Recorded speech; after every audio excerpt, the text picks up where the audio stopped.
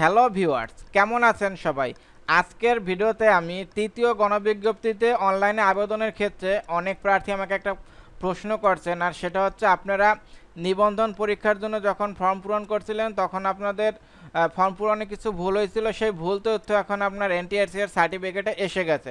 এখন আপনারা তৃতীয় গণবিজ্ঞপ্তিতে যে আবেদন করবেন সেটা কি সেই যে তথ্য আপনার ভুলভাবে সার্টিফিকেট এসে গেছিলো নিবন্ধনে সেটাই কি দেবেন নাকি সঠিক দেবেন? তো সেই বিষয়ে বিস্তারিত আলোচনা করব। তো আমার নাম দেবমধু, আর আপনারা দেখতেছেন Dmtechnic। তো চলুন শুরু করা যাক।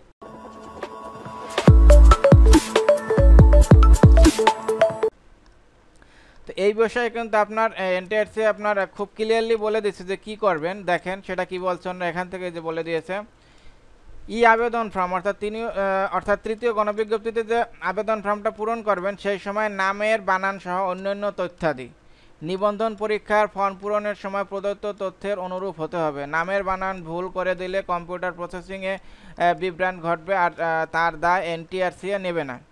এখানে ক্লিয়ারলি বলছে আপনারা যে ওই নিবন্ধন পরীক্ষার আগে যে ফর্ম পূরণ করছিলেন সেইখানে যে তথ্য দিয়েছেন সেই তথ্যই মূলত আপনার NTRCA সার্টিফিকেটে আসবে। এখন সেখানে মনে করেন আপনার ছোটোখাটো ভুল হয়েছে, এখন যে ভুল আছে ওই ভুল দিয়েই আপনার ফর্ম পূরণ করতে বলছে। এখন আপনার ওই NTRCA সার্টিফিকেটে যদি একরকম তথ্য থাকে আর আপনি যদি এখন সংশোধন করে অন্যটা দেন, তাহলে কিন্তু যদি আপনার কম্পিউটারে কোনো প্রসেসিংয়ের সমস্যা হয়, মানে যে কোনো ধরনের প্রবলেম হলে এ দায় আপনার নিজেরই নিতে হবে, NTRCA নেবে না।